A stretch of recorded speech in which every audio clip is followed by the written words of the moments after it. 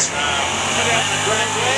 Out of Orlando Speedwell comes that Maverick, but it's going to be the truck. Aaron Roberts, 11:36 on a 38, under by 2, 21 on a 24, under by 3.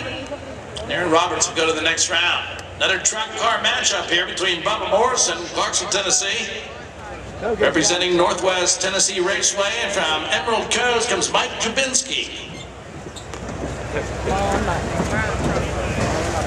997, 864. This will be your final pair. We've got trackside preparation. We'll have the pre-race ceremony starting here in just a couple of moments.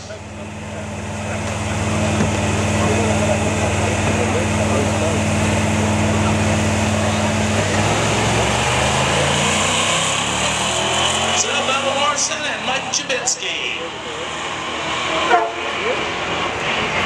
Hey, Mike. Hey, Mike.